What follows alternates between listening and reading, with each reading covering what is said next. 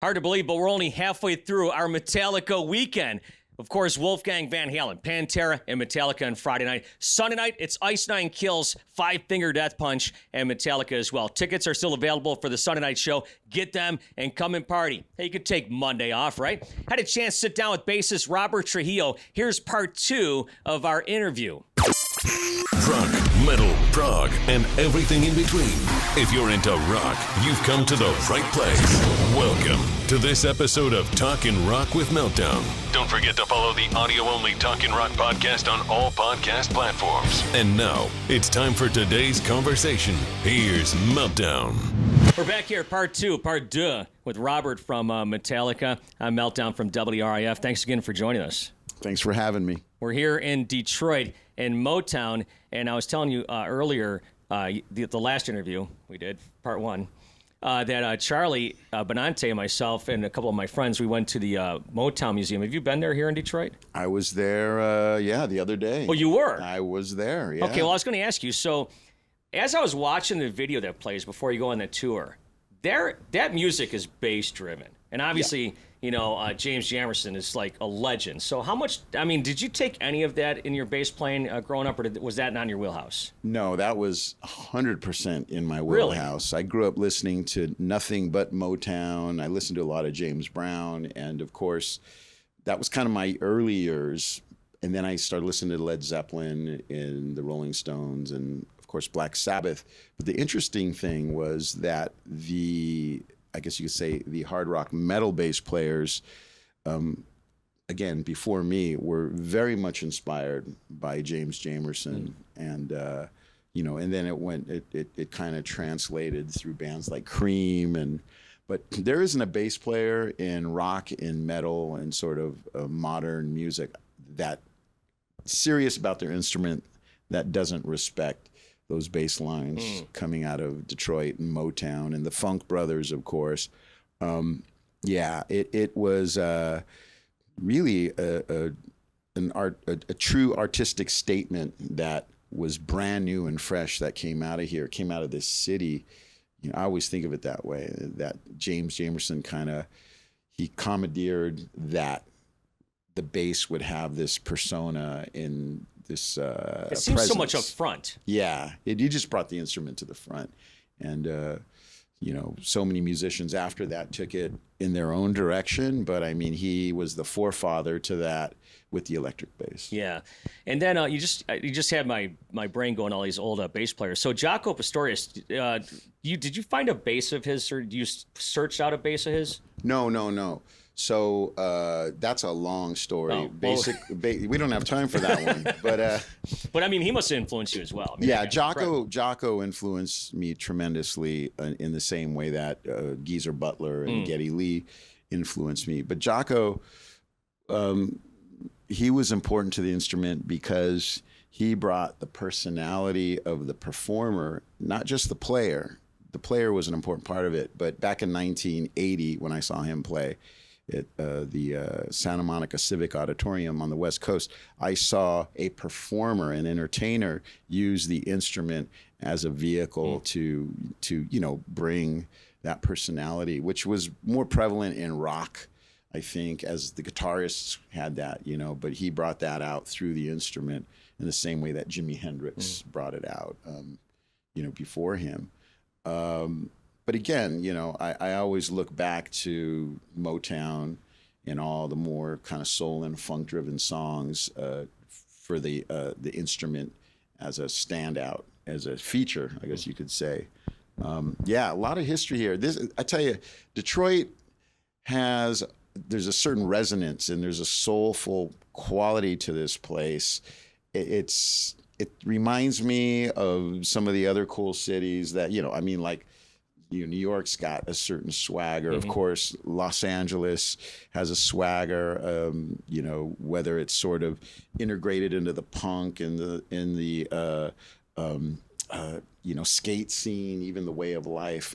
I feel like Detroit has a certain swagger that goes way back, And there's just a soulfulness to it, you know, and it resonates, especially with the rhythm section. You know, you just feel it in your bones, man. It's great being back here. And I'm looking at all the buildings, and I'm asking the driver, so who lived there? What was that? Or, you know, because, you know, I was also a fan of Houdini, and, you know, and I in his last show here. Yeah, I learned that Houdini did everything here over at Bell Island off the bridge. He was, you know, doing all kinds of crazy stuff. He's a daredevil. He was a daredevil, and I love daredevils. You know, I grew up around a lot of daredevils in the skate community where I live, and a lot of the musicians that I look up to are daredevils. And hey, he was a daredevil. Yeah, he was everything. He was a, you know, magician, but he was also, you know, physically doing things that you could never imagine, you know, at Bell Island, by the way. Where you guys played Orion about 10 years ago. I think that was the thing that excited me the most, was crossing that bridge and going, wait a minute, Houdini hung here.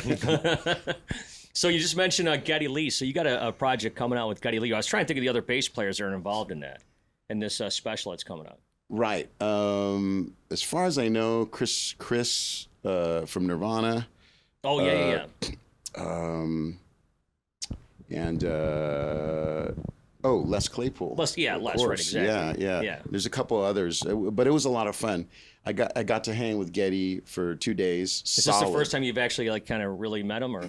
No, I'd met him before, but we were hanging out for 10 to 12 hours, you know, through the weekend, and we just kind of threw it all into 2 days. We had 2 beautiful days down in SoCal, and it's basically a lifestyle hang. You know, he wants to know, or wanted to know, what's it like in the world and the life of Robert Trujillo outside of bass. And he came by the house. We went down to Venice Beach. We kind of got a bit of education on the history of my neighborhood and some of the people I grew up with. It was really, really cool. And the stars kind of aligned, you know, those 2 days. The waves weren't huge. They filmed me surfing, and I did the best I could with what we had. And yeah, it was just a lot of fun. It was just one of those weird weekends where everything kind of came together. And my son was actually playing a gig too. I think it was on the Saturday night that he was there, and he came out and checked that out. I think he was only going to stay for like 2 songs, and he ended up staying for like, you know, 10 songs. Oh, really? Is that right? Yeah. So it's pretty cool. And the funniest thing was, people that were there to see the show were like, wait a minute, is that Getty Lee? You know, there was like the triple take and the quadruple take, and because he had a lot of fans there, but it was just so surreal that he was hanging at a local this is local style neighborhood. We're talking, you know, you were talking, you know, neighborhood kids, neighborhood parents.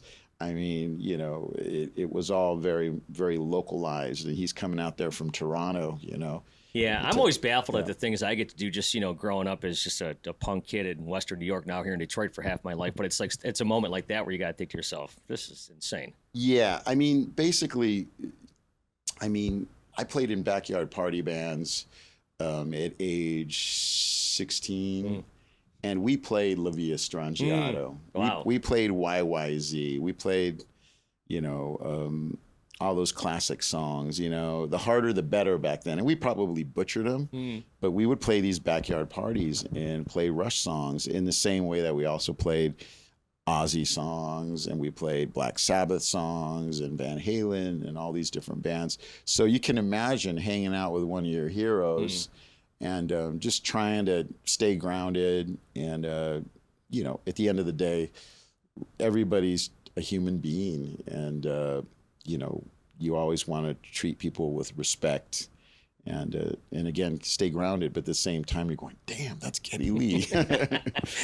Yeah, speaking of, you know, obviously you played with Ozzy a bunch of times. Somebody was asking me about this today, about that Diary of a Madman. So you redid all the tracks like 20 years ago or something, right? Yeah, so basically that's an interesting story, because I don't know what who played on what? And You know what? I was everybody's telling "Hey." someone else. I still don't know who played I on don't. what. I mean, everybody's like Robert Trujillo did this and that, and I'm like, well, wait a minute. I remember like tracking that stuff, but I felt like other people were tracking, and I didn't ask questions because I was basically.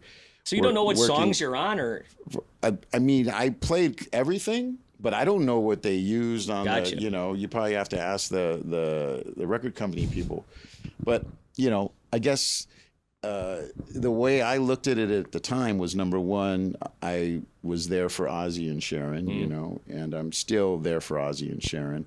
Ozzy is, he's my hero, and the other side to that is, it's like the original tracks are always going to exist. They're not going anywhere. So whatever I'm doing doesn't mean Dookie, or doesn't mean, because it's always gonna be there, and that's the stuff that counts.